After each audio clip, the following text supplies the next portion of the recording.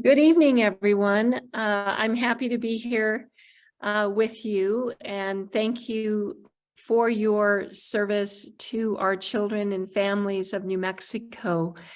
As Cabinet Secretary, at least for the short time ahead, I just wanted to express my sincere appreciation for all that you do for our children and families. Our resource families are perhaps, I consider, our greatest asset in a public child welfare system. And I want to assure you that we are doing everything we can, first to understand the challenges that you have, as well as the ways that we can make your service to children better. One of these things is to let you know that in the coming months, there will be roundtables around New Mexico, and you will be invited in your region to come to a roundtable and to share with leadership in the agency, as well as from the governor's office, any challenges that you have with respect to how you serve children and any challenges you have with the department. And so I wanted to just let you know that in the coming months that will be happening. And I hope each and every one of you can attend these roundtables. They will be in different parts of New Mexico.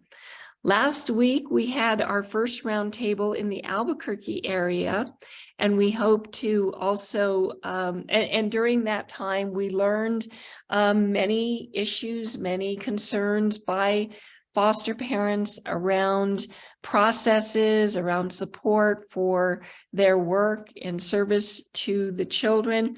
And we're taking those ideas, those concerns, and we are prioritizing what are things that we can do better immediately, and then what things can we do better over time to make your service much stronger and better for our kids.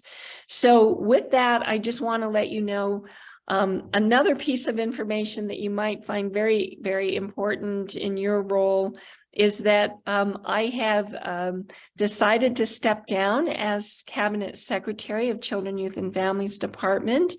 And Teresa Casados from the governor's office will be the interim Cabinet Secretary.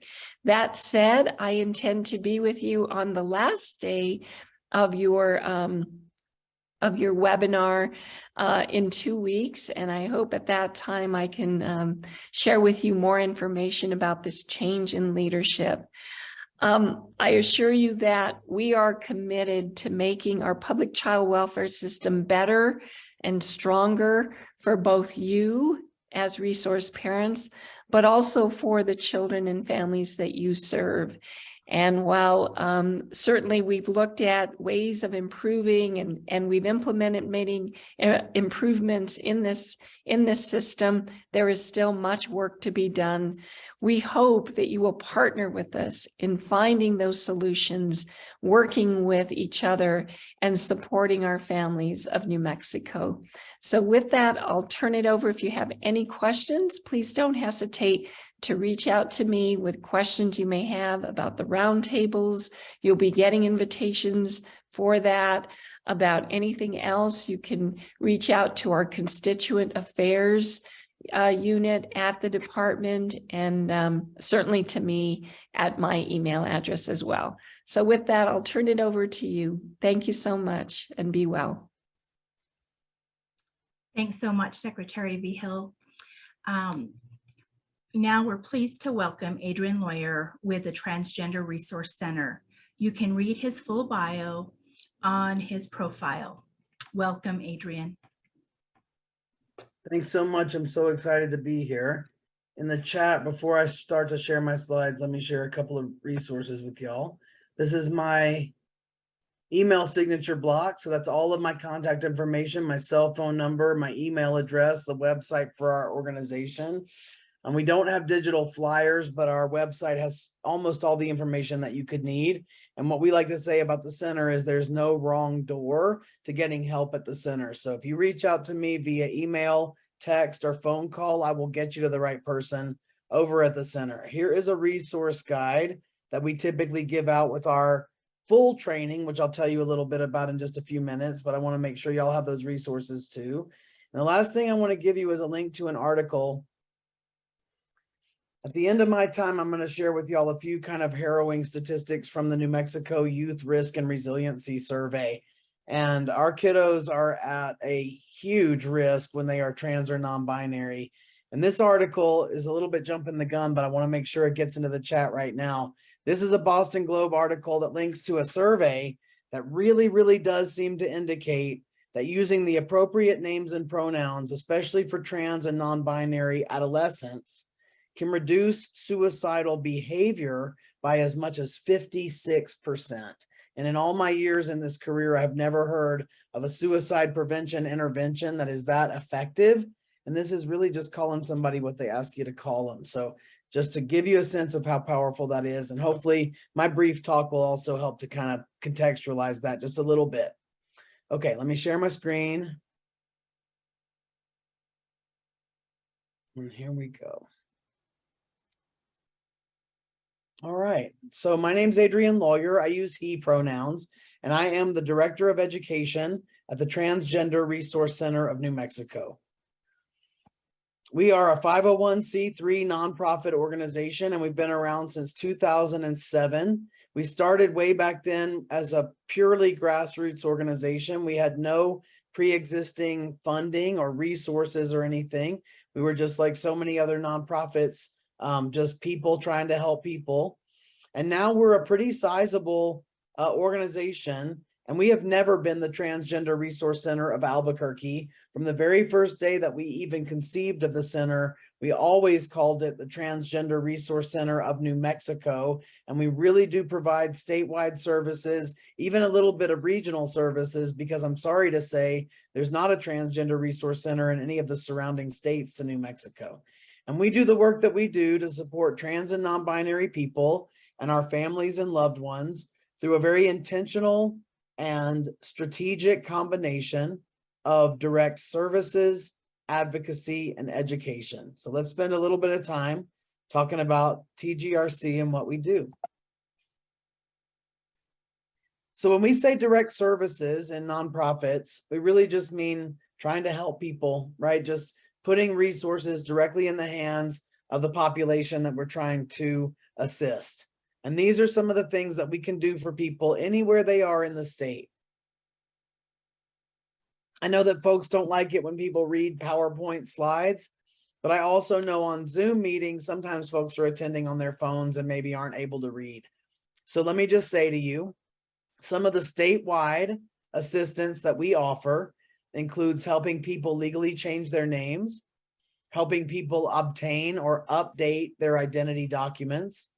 We provide emergency financial assistance for sort of singular needs that people have, like we can't pay somebody's rent every month, but we try to help with rental assistance, utility assistance, paying people's phone bills, medical expenses, anything that comes up that's sort of an emergency for people.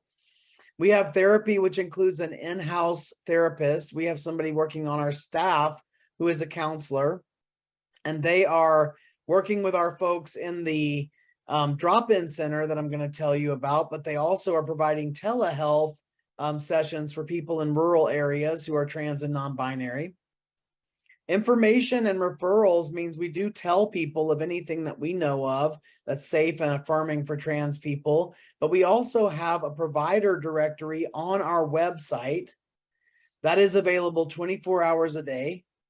And you can search the provider directory by keyword or location to try to find not just medical providers and therapists that are trans affirming, but even things like real estate agents, anything that we know of that we believe is a trans inclusive business, we try to list it in that directory for people in that part of the state. We send out a lot of trans specific items to people, which can mean a lot of different things. Sometimes people need things like a wig or special undergarments. One of the most common requests that we get is for an item called a binder, which is a compression undergarment that's worn on the torso. It flattens and compresses the chest to create, you know, what we usually think of as a more stereotypical masculine appearing chest. And for some people, having a binder is the tool that allows them to leave their home and go to school or have a job.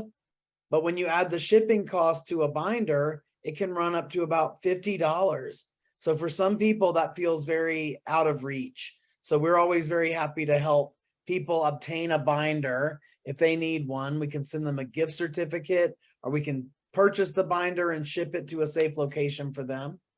We do non-medical case management for people throughout the state, and we provide statewide outreach and support for trans and non-binary people who are incarcerated.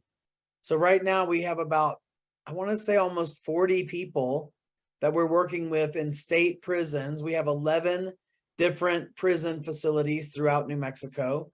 And we have folks in all of those facilities that we do letter writing and video visits with, a little bit of financial support as well. Yeah, because that's a really important thing. If you don't already know this, I didn't, that people in prison have to purchase everything that they need. They have to purchase stamps. They have to purchase their phone calls. They have to purchase all their hygiene stuff that they need. And for trans people in prison, sometimes there's not one single person on the outside who will send them that little bit of money that you really need to survive in a facility like that. We also work really closely with the Bernalillo County Jail, which is called the Metropolitan Detention Center here in Bernalillo County.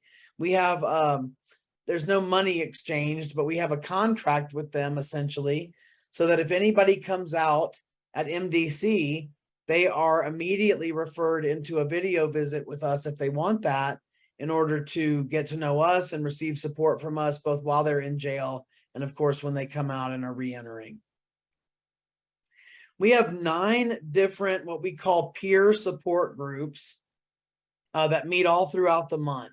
And our support groups meet once a month in person here in Albuquerque at the drop-in center usually. And once a month, all of these groups meet on Zoom. So now we have folks from Roswell and Farmington connecting into these groups, because all you have to have is a phone or a computer that can connect you to a Zoom meeting. So we're excited for people to be able to connect to these resources, meet other people, get into community with folks around the state, get answers to their questions, get help, get referrals, meet folks that can relate to what they're going through. Actually, one of the most amazing groups I want to tell y'all about is what we call our parents support group, by which we mean family member support group. So mainly the people in this group are not trans. They're mainly what we call cisgender people, which means not transgender. And it's anybody who has a trans or non-binary loved one that they're just needing to either give support or get support about. So the parent support group meets twice a month. All that information is available on our website. Our website is listed in my email signature block, which I posted into the chat. So please don't hesitate to check out our website, refer people into these groups, check out these groups for yourself if it's something that you could utilize. We really want people to connect into these groups if they can be helpful to them. In Albuquerque, we do have what we call our drop-in center. And this is our only physical location right now. That's its address at the bottom of the screen. Our closest cross streets are Central and San Mateo. And at the drop-in center, we really tried to think about building our center around the needs of people who are not safely and stably housed. So at the drop-in center, we have a shower, we have laundry facilities, we serve as the permanent mailing address for many of our folks. We have permanent storage for their things, computer access, rapid HIV testing, counseling, donated clothing that people can just take away. We serve about 25 prepared meals every shift that we're open. And we give out a lot of non-perishable foods for the days that we're not there. So food is a really big deal with our folks.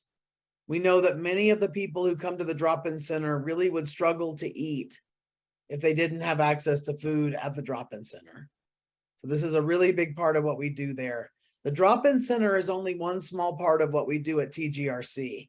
But at the drop-in center, food is a really, really, really central issue for people there.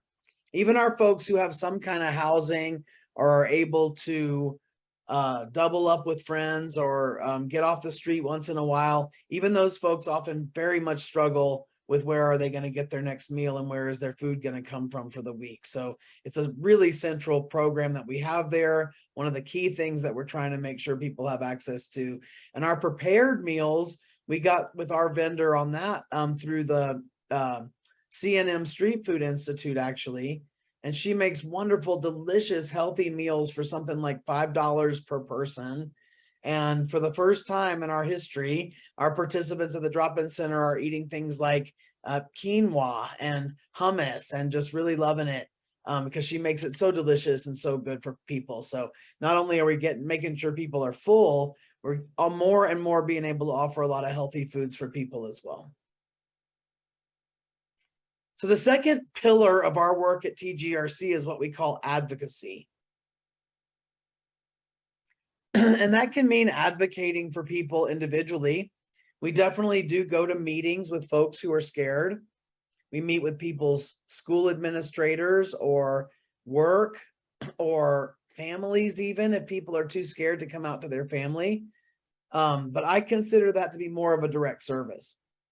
So when we say advocacy in the nonprofit world, what we typically mean is policy work. And we do a lot of different policy work with a lot of different entities.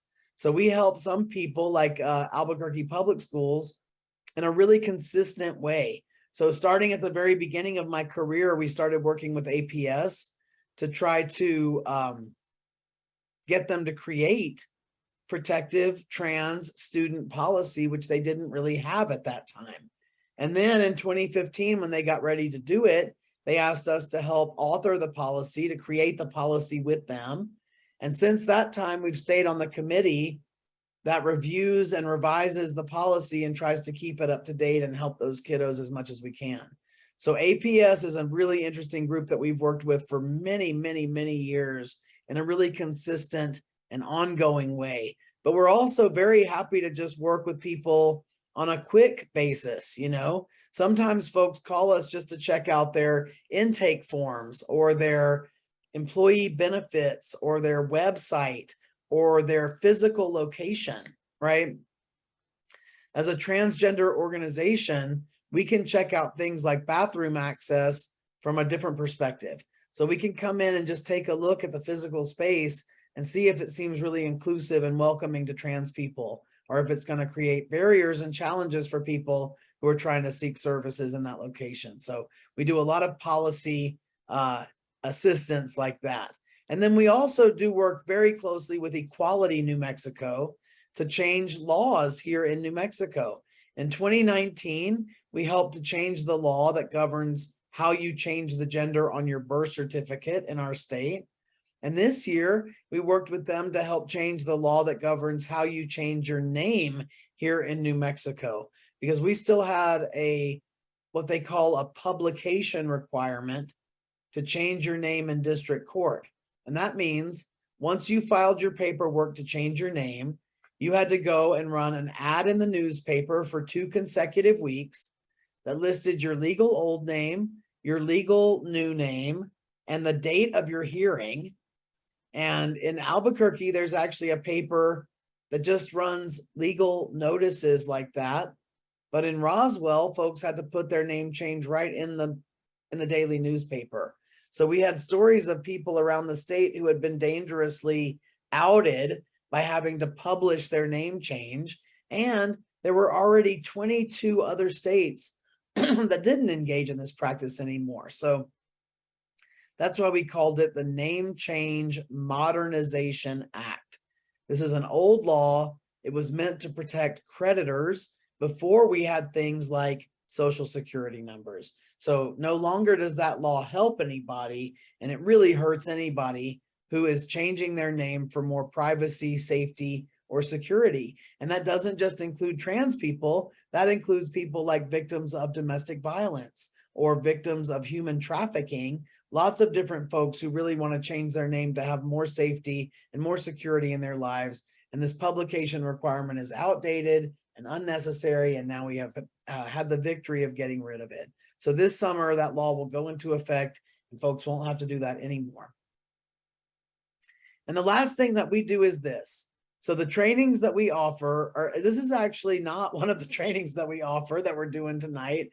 This is a training that we give anytime we have less than an hour with folks. And it's really just meant to be an intro, almost really hopefully like an advertisement for our bigger trainings. And our flagship training is a 2-hour training called Transgender Cultural Fluency.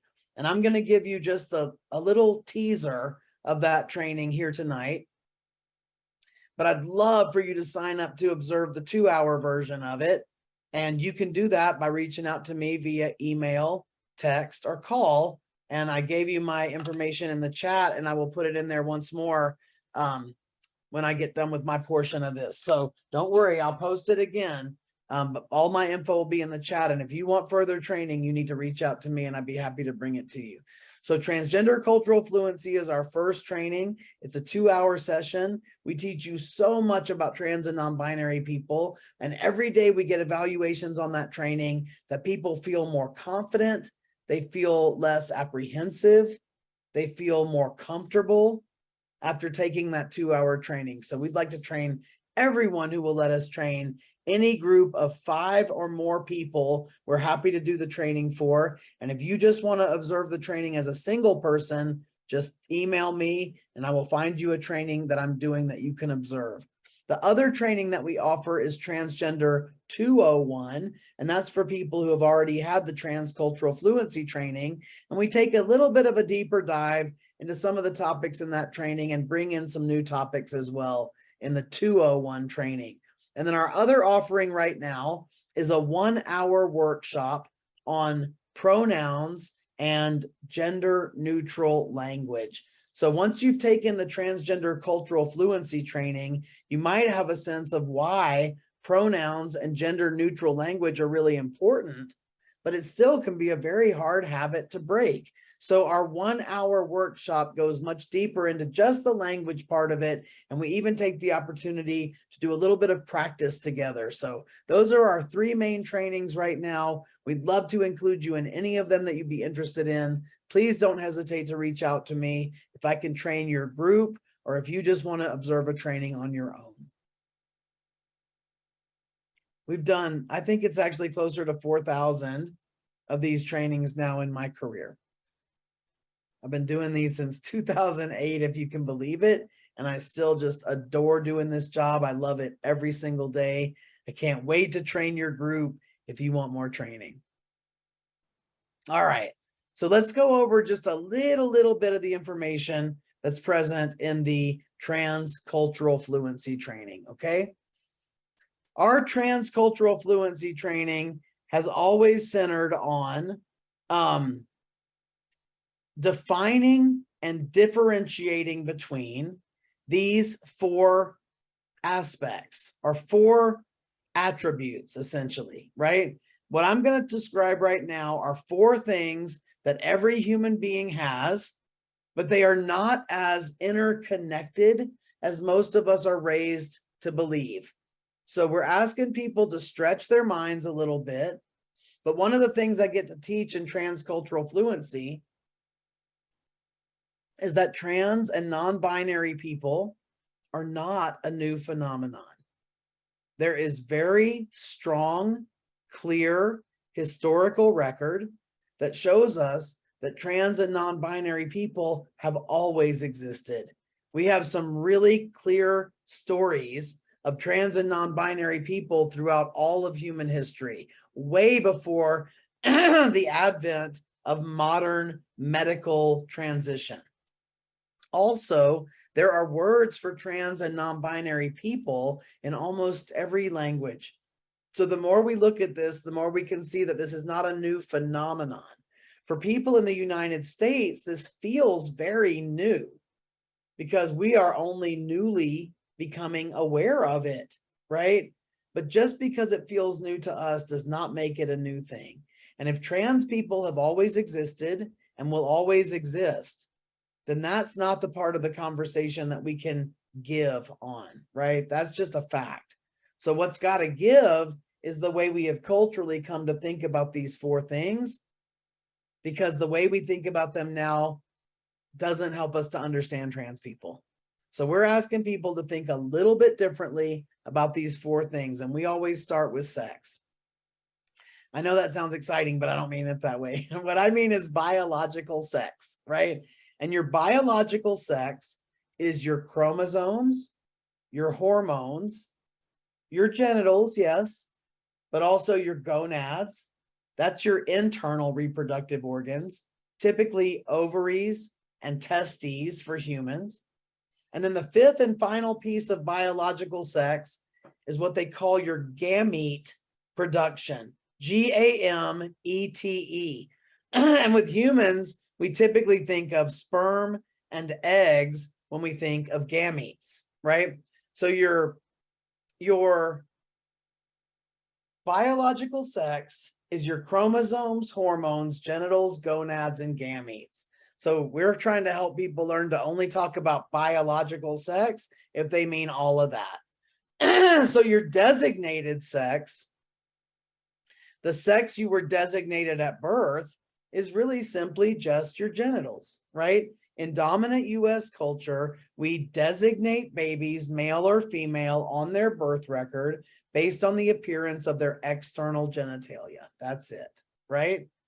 So when we talk about sex, we're talking about the body. Designated sex is your genitals. Biological sex is all of those 5 things put together in a system, right? Now, one of the first things that's a little bit hard to take in that we need to teach people is that your biological sex and your designated sex are different from what we call your gender. And right now, the only good way we have to define gender is that it is your deeply felt internal sense of being a man, a woman, or a non-binary person. And every person in this room knows which one of those things you are, even if you don't tell anybody, right? Your gender is inside of you. It can't be seen, it can't be proven, but it also can't be disproven. So your gender is just what you know you are. And these aren't the same, even though culturally we believe they are the same, you know? One of the ways we know that our culture thinks this is from these get-togethers that we currently call gender reveal parties, right? A gender reveal party rests on the idea that knowing the genitals of the fetus is the same thing as knowing the gender of the child. But I'm here to tell y'all that's not true because I'm a transgender person, right? I was designated female at birth, but I've known that I was a boy since I was about 3 years old. So as soon as I knew that I was a human being, I also knew that I was a boy. So because there's lots of other people like me, we now have to learn that these are 2 separate things that may match, but they also may not match. And we need to quit being surprised about it, okay? Because there's always been trans people. So I think of sex and gender now the way I've always thought about hair color and eye color, right? Most people on Earth, on every different continent, have brown hair and brown eyes. So the most common thing is for the hair color and the eye color to match. But if they don't, we don't freak out, right? I have brown hair, but I have blue eyes and nobody cares. Nobody cares. Same exact thing, right? I have a designated sex of female, but a gender of man, and it doesn't really matter, right? It's not something that should interfere with anybody else's quality of life. And for me, that I think it's always been that way. I really believe that I was born transgender because I knew I was a boy when I was such a young kiddo, which by the way, turns out to be typical. Even the American Academy of Pediatrics has released a statement saying that kiddos across the board usually have an understanding of gender as a concept, and they usually have an understanding of their own gender in terms of identity between the ages of 3 and 5. So that is just the typical age in child development when we expect kids to have this understanding of themselves and the world around them. So lots and lots of trans and non-binary people will tell you that we knew this at a very young age. right? Many of us will tell you that we knew this very young. But I think it's especially important for y'all to hear that sometimes people don't know how to say this by the time they're 5, right? So we definitely do know that adolescents can come out for the first time, especially if they haven't felt safe in the past, and they do feel safe with you, especially if the natal puberty is just beginning for that young person. The onset of the natal puberty can send us into a very deep tailspin. It can be a really scary and dangerous time for a trans young person. So just because a kid didn't say it by the time they were 5 doesn't mean that this isn't real. In fact, I would say that the vast majority of the time, if someone tells you that they are trans or non-binary, it's as simple as that, right? So we don't meet that revelation with disbelief or the need to argue with it, right? Typically, when someone tells you their internal gender, it really is just as simple as that. And all of that is separate from what we call gender expression. And this is what you can see, right? If gender is what lives inside of you and you can't see it, gender expression is everything you see.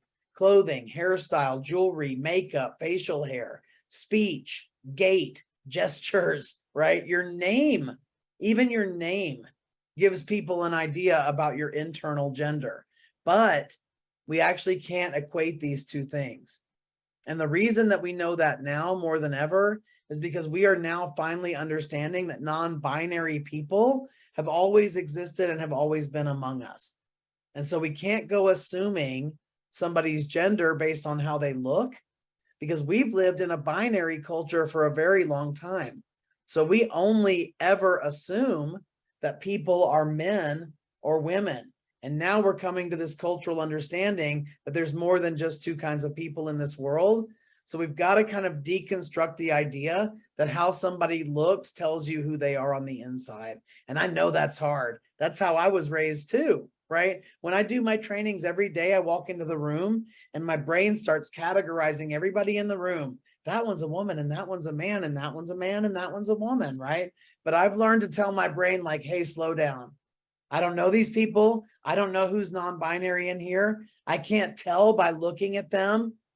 So I've got to learn to just slow it down. Got to just slow it down. And all of that is separate from what we call your orientation, which are really just words we use to describe people's attraction to each other.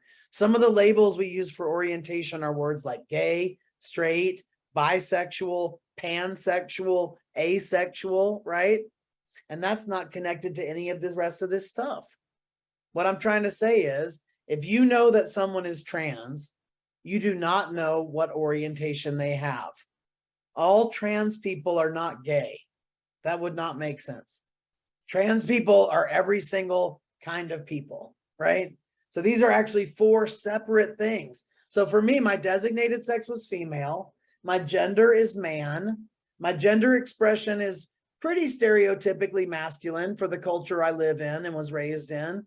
And my orientation is what most people would call straight. My partner is a cisgender woman. So we are a man and a woman in a relationship together. Most people would call it straight. And if you will, for just one quick second, look at these 4 things and think about what you are. Just inside your own mind, list these 4 things about yourself. Okay. So when we talk about biological sex, one of the important things we like to teach people is that there are, and there have always been, people with us who we call intersex today. So the point we're trying to make is that human beings have a lot of natural variation, and almost never are there 2 kinds of people in this world. So gender doesn't fall into 2 categories, but even biological sex does not fall neatly into 2 categories, because between 1.7 and 4% of humans are born intersex, right? Now, I want to talk a lot about what that is, but I think instead, let some actual intersex people tell you. Let's see if my video is able to work on the webinar format here, okay? We'll find out if it is, and if it's not, I'll just fill y'all in a little bit more about this. Raise your hands if you have testes.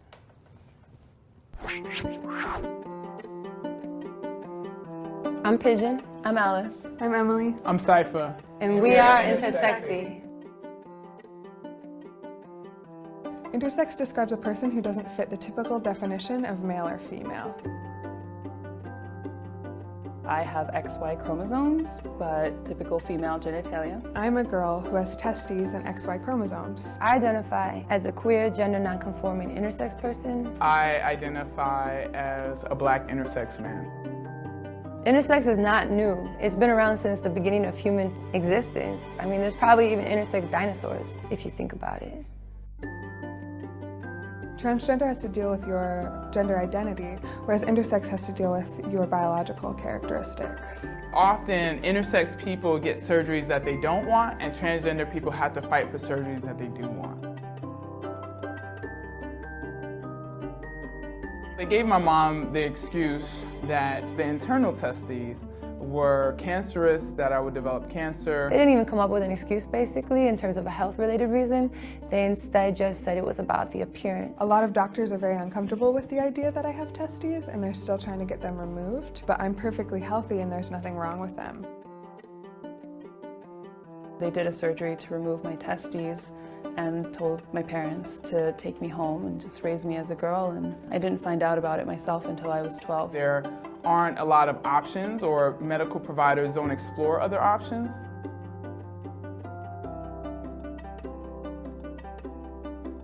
My mom would put me in dresses and she would be like, "Oh, aren't you so cute and you're so pretty?" And I would be like, "No, this is horrible." I was put on hormonal treatment, which consisted of estrogen and progesterone. I just wanted to belong. I wanted to fit in. I didn't want to be different. So even though I knew something felt amiss, I conformed.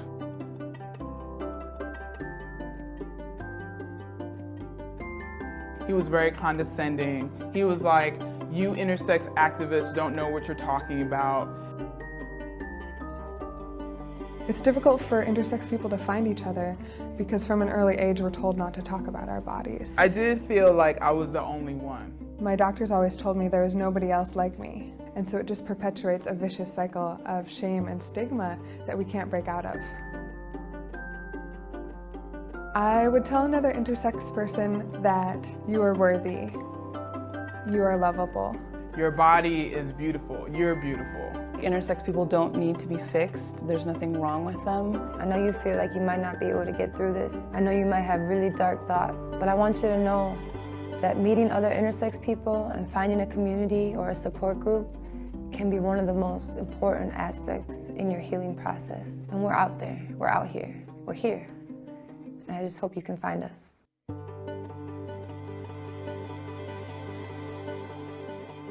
Great, I hope y'all could see that and hear it okay. So intersex folks then again are as common as natural born redheads, right? That's one of the things they're always trying to remind us. These are all just normal ways that people have always been born. Most intersex folks don't feel like there's something wrong with their bodies. They know there may be something different about their body, but they don't feel like it's a problem, right? So this is just a natural human variation.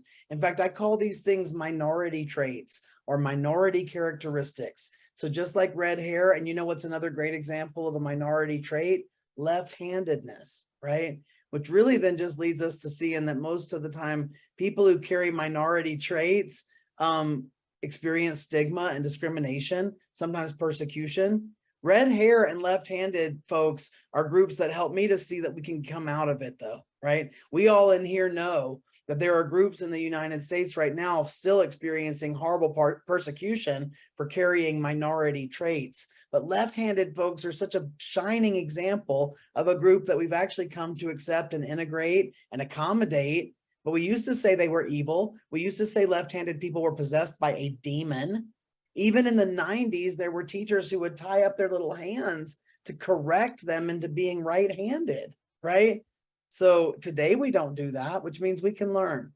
Intersex folks are already faring better. I would say 5 of the major children's hospitals in the US have voluntarily stopped doing those surgeries to those babies. So they're getting somewhere, right? Right now, we just use the word transgender to mean anybody who has a sex and gender that are not the same thing. right? If your sex and gender don't match up 100%, then you fall under what we call the transgender umbrella, right? So that can include non-binary people. It doesn't mean opposite. And look, it doesn't mean medical. The word transgender is not a medical term. Alternately, the word cisgender just means that your sex and your gender match up 100%. Cisgender is the opposite of transgender, exactly the same way that right-handed is the opposite of left-handed. And we need this word for the same reason. We have to have a name for the dominant majority group, right? We can't say left-handed or normal, because it is normal to be left-handed. And it is also normal to be transgender. So we don't say left-handed or normal, we don't say transgender or normal. The other weird thing we do when we don't have a name for this dominant group is that we leave it out entirely. A long time ago, I read about a study that these folks had done, and they had written up a little short story, just a page long, and they had all different kinds of people read the story. And when the race of the character in the story was named, everybody who read it accurately reported, right? So if the story said, the Vietnamese person went to the grocery store and then all these adventures happened, then all the readers said, oh, the character was Vietnamese. But if the story said, the person went to the grocery store and all these adventures happened, then readers of every race said that the character was white, right? The absence of a descriptor made people think that the character belonged to the dominant group. So that is why it's important that we have a name for the dominant majority group, right? Because we can't do stuff like that. That continues a lot of bad stuff culturally. So being transgender, again, then doesn't mean opposite. It means that your gender and sex are not the same. And not everybody falls into the category of man or woman. And what we call that right now is non-binary. And again, I know this feels so new and unfamiliar to so many people. So it's just important for me to remind you that this is not new. There have always been people who are not men and not women, and we just didn't understand it in dominant US culture. Now we are incorporating this knowledge so it feels like a new phenomenon, but it is not. It's just something we're finally opening up our eyes to. I think sort of like autism, right? Autism isn't something, I was born in 1970. So when I was a kid and in school and in middle school, we didn't get that. We didn't know about autism, you know, but it was there. It was obviously there, you know? So this is something, this is the same type of thing, another normal human variation that we're just finally starting to get our hands around the fact that it's always been part of it. This is actually a graph of people living openly as left-handed from the year 1900 to the year 1976. So for us, we like showing this graph because trans people are not proliferating. Our group is not growing right now, right? This is not a trend. This is not a fad. And neither was being left-handed. This is a portrait of a group that was being badly suppressed. And then we started easing up on that. So finally we got to see, because we know now that left-handedness is and has always been a 12% trait, right? So by the end of this graph, we can see that left-handedness is openly what it is. At the beginning of the graph, it's artificially lowered, right? Because of the cultural stuff we were doing. So this is just a way that we visualize those four things, right? The four things I was going over at the beginning. Sometimes it helps people to see it kind of more in a diagram like this. So trans people are dealing with some horrible outcomes right now. And y'all probably already do know this. If you're working with any trans or non-binary young people, you know that they're having a really hard time. This is data from the actual New Mexico Youth Risk and Resiliency Survey. This is a survey conducted with public high school students all over the state every other year. And we started asking the kiddos if they were trans or non-binary in 2017. In 2019, 3.2% of the kids just said, yes, I am trans or non-binary. And 2.8 said, you know, something's up with my gender, but I'm not ready for that label yet. And here's what the trans and non-binary kids reported versus the cis kids. Suicide attempt on this survey means you applied lethal means to your body. It doesn't mean ideation. It means behavior. 1/3 of the trans and non-binary kids admitted to trying to kill themselves just within the 12 months prior to taking the survey. So thank y'all for caring about this. And right now we're seeing an all-time high watermark of anti-trans bills being filed and introduced around the country, which is again really hurting these kids' mental health. Here in New Mexico, we're lucky not to have that situation, but you know, all around us, they see it. So what can we do? Right? We can definitely learn more. Please, please take more of our training. We want to teach you so much more than what we're able to do tonight. There's all kinds of ways that you can be supportive and be an advocate and an ally. Join our mailing list and join our partners mailing list at Equality New Mexico, EQNM. These are the folks that do the work to try to make sure that these bad laws don't get passed and protective ones do. So please join our mailing list and we'll always let you know when you can jump in. Right? Putting your pronouns on your email signature, putting your pronouns on your Zoom caption. Those aren't small things. They're very big things. Right? I can't say it enough. I'm the trainer at TGRC. So I'm like, please hit me up. I would love to give you more training. I really, really, truly would. All right, there's my cell phone and my contact, my email address again. I'm going to drop it back into the chat one more time. I cannot thank Constellation and CYFD enough for having me here. It is my honor, my privilege to get to meet y'all and connect with you. I hope we can connect more after tonight. Please do not hesitate to email me, text me, or call me for any reason after tonight. I look forward to hearing from as many of you as I can. Thank you so, so much. Adrien, thank you so much. As a reminder, if you have any questions for Adrien, please submit your questions through the session Q&A tab in Whova. We have time for one question. And one of the questions was, if a trans individual is or individuals are incarcerated, are they assigned to the facility of their biogender? If so, are they more at risk of acts of violence by other inmates? I'm so glad you read that when I was just typing a real long response to that. So I'd rather answer it like this. Y'all, that is a great question. Thank you so much for asking that, Angel. So the interesting thing is that in modern US history, absolutely trans folks have been sorted by their genitals in jails and prisons and detention centers and youth detention centers.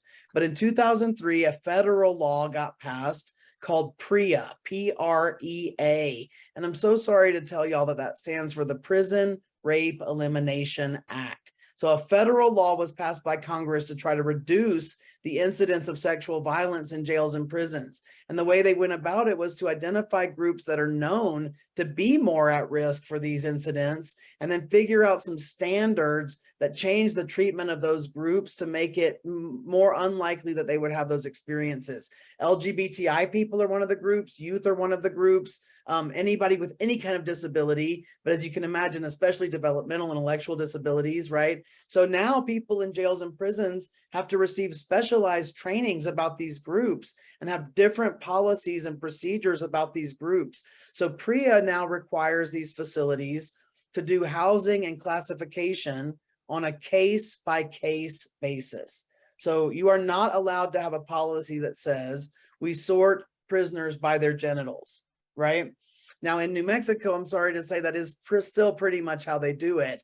They call it being on a case-by-case basis, but in our state prisons, you pretty much do end up assigned by your genitals right now. I believe it'll change in the future because states like California are actually doing a great job with this now. And a year or two ago, California passed a state law that even strengthened all of the stuff that was in PREA and made it even more likely for trans prisoners to be housed according to their gender rather than their genitals. And when we house transgender women with cisgender women, even if they still have penises, almost never does anything bad happen.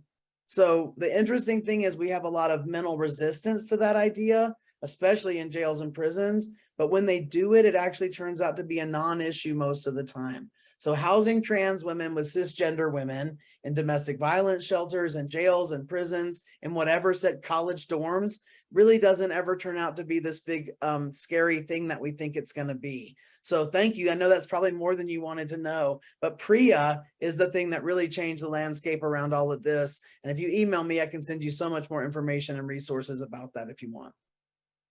Wonderful. Adrien, thank you so much. And thanks everyone. There's been a lot of dialogue in the chat, so we really appreciate that.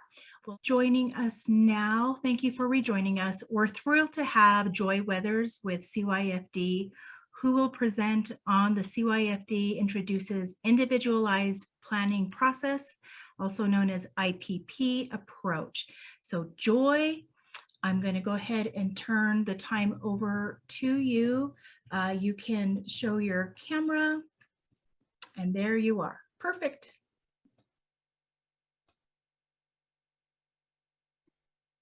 Good evening, everybody. Thank you for having me. Give me just a second here to pull up my slides.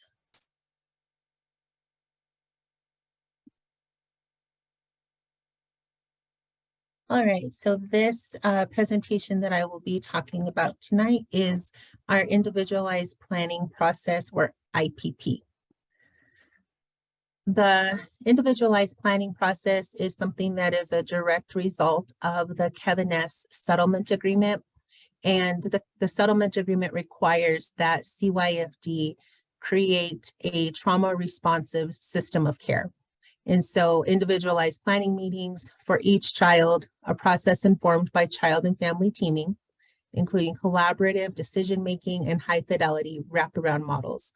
New Mexico has named this child and family teaming model the IPP process. The teaming meeting itself is called the IPM, or the Individualized Planning Meeting. And this is a department-wide initiative.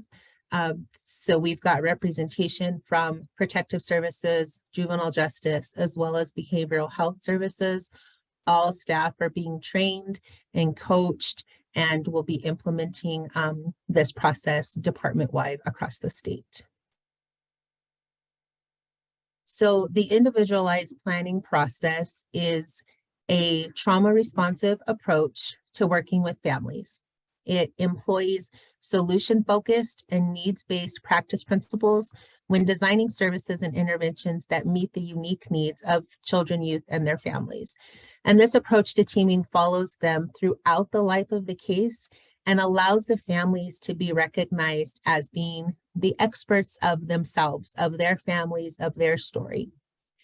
The individualized planning meeting is a facilitated, team-based, collaborative decision-making process within the individualized planning process.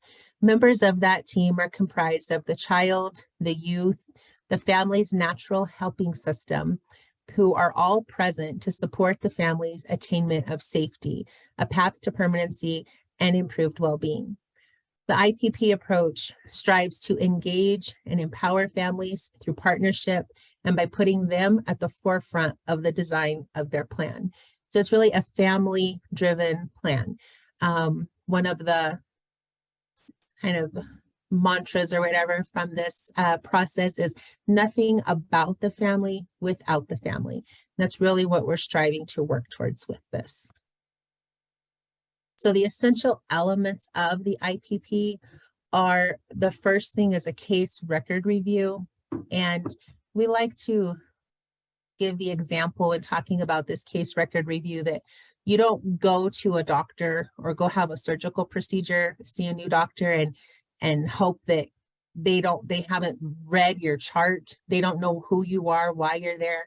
You hope that that doctor has done some homework before they come in to meet with you. They should know what your history is. They should know why you're there to see them, what you're having done, those types of things. And so this is the same way that we're coming at this when we're working with families. As we all know, in child welfare, we tend to have some turnover and vacancies that happen with workers and those types of things. We have families sometimes that we see multiple times. We don't want that family to feel like that when they come to the table with us that we've already got it all figured out.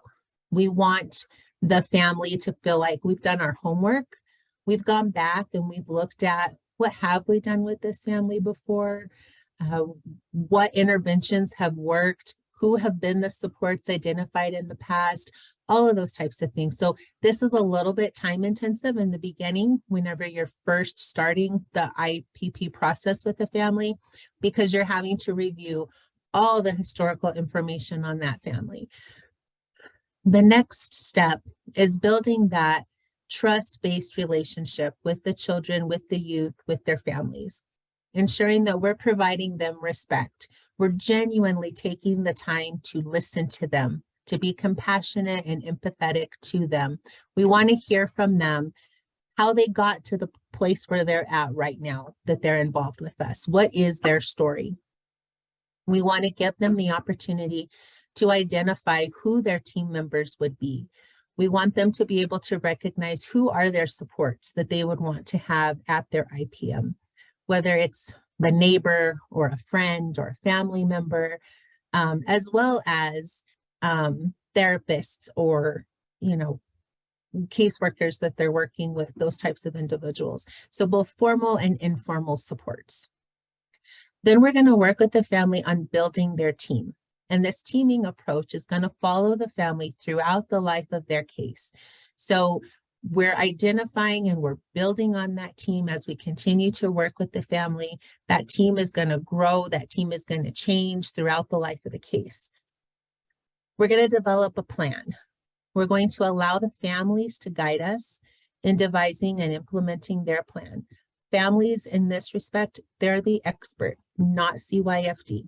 It's not a CYFD driven model. It's not a CYFD driven meeting. It's not a CYFD plan. We're really wanting the family to take the lead, the family to develop that plan.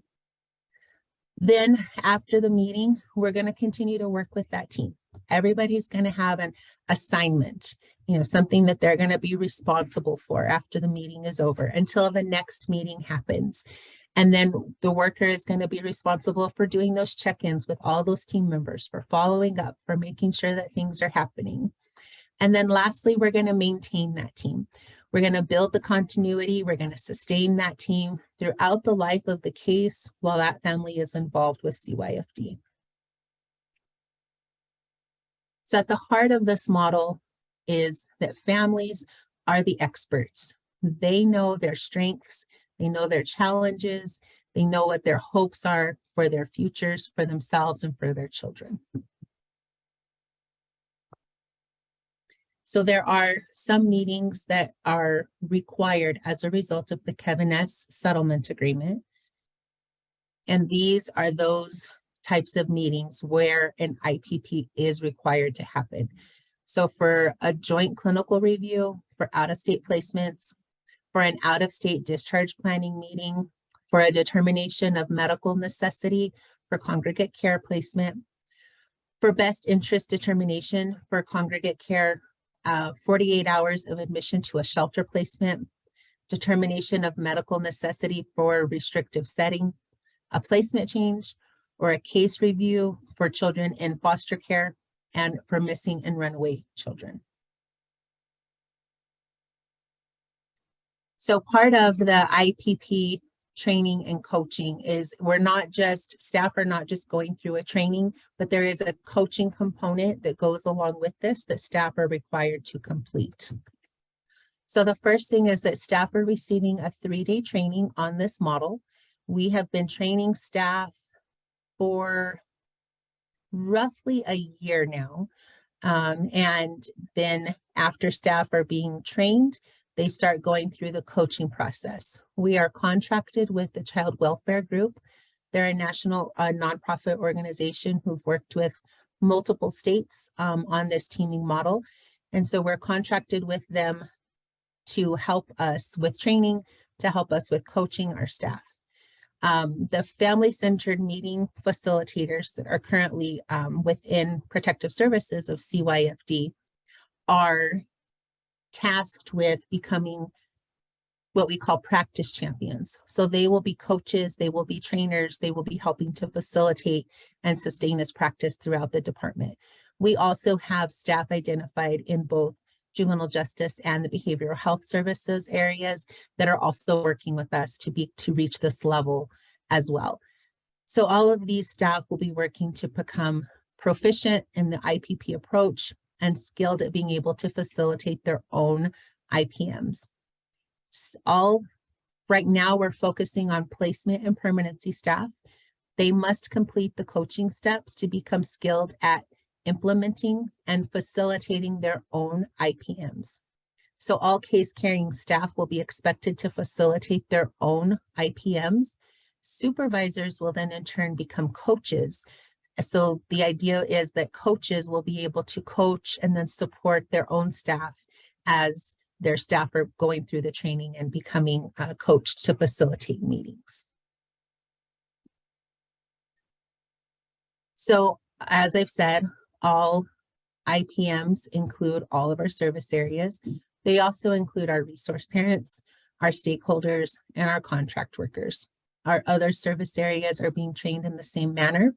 And we have joint IPMs whenever we've got collaboration between both service areas, when both service areas are involved. Resource parents and contract workers will be receiving more than just a presentation like this. There will be an extensive training on IPP. That curriculum is currently being developed and will be rolled out soon. And then all of our stakeholders, including our community resources and our legal partners, will also be receiving IPP overviews and our presentations similar to this. And we've been doing those as well for a little over a year now to different stakeholders across the state.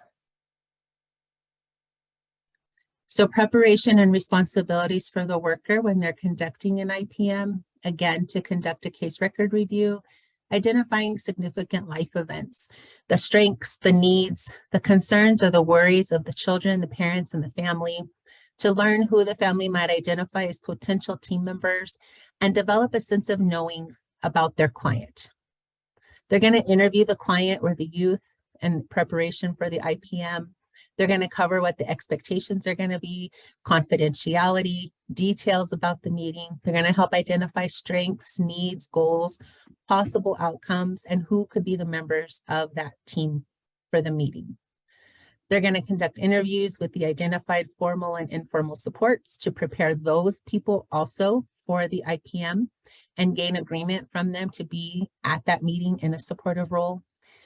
They're going to address any barriers. They're going to figure out the logistics of the meeting. They're going to actually schedule the meeting, consulting with the family.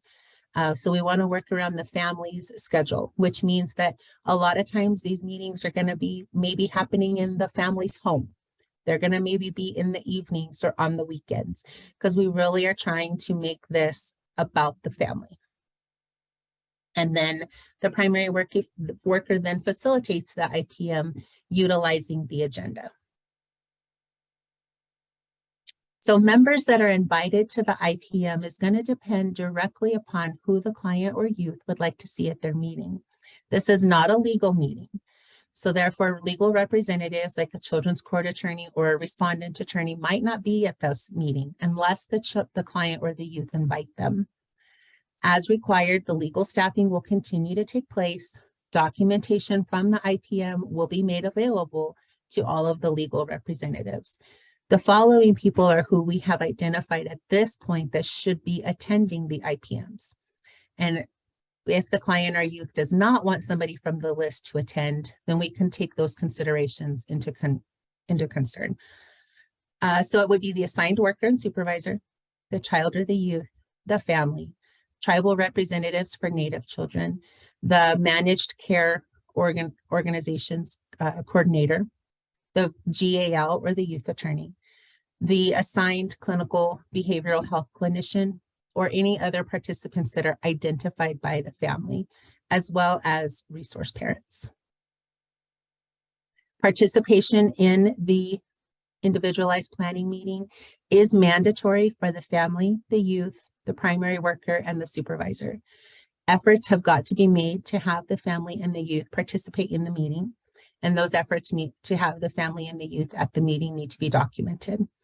If a participant refuses or is unable to attend the meeting, the facilitator will attempt to get their input in writing. Phone participation or video participation will be accommodated for people that are unable to attend the meeting in person. Feedback from participants who are unable to attend or whose attendance is not welcomed by the family will still be contacted by the facilitator to get their input. And that plan will still be shared with those team members as well.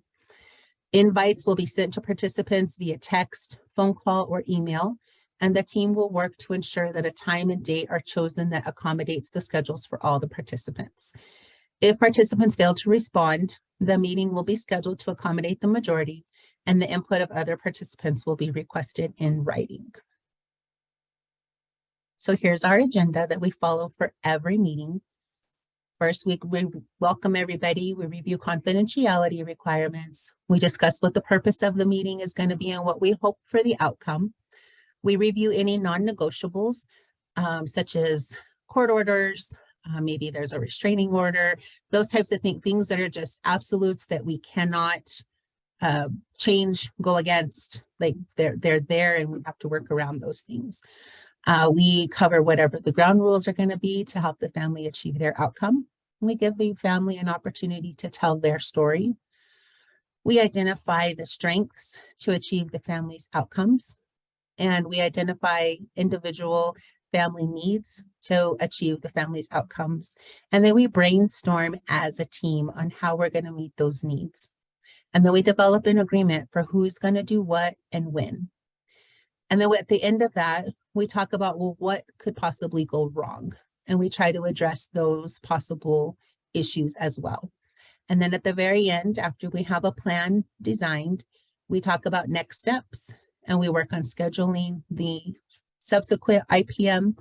And then the worker works on putting all of the notes and the plan together and getting that out to the family and to all of the team members. PPW staff will continue to follow up with clients or team members with efforts to support and monitor the plan in order to achieve safety, well-being, and permanency throughout the life of the case. This teaming approach continues even outside of the IPM. We are encouraging staff to use IPMs for other meeting types than what we discussed here that are required by the Kevin S. Settlement Agreement. And we are looking at how we can combine IPMs with other meeting types that are required so that we can avoid meeting exhaustion with families having to attend numerous meetings. That is something that we're currently in talks with our policy and procedure group, looking at all of the many required meetings that we have within protective services for families and how can we streamline those so that we don't have families having to come in and meet with us so often. So lastly, our sustainability. Again, we're working on, we don't have policy and procedure drafted right now. We are working on getting a rough draft devised and reviewed. Hopefully we'll be able to get that out soon.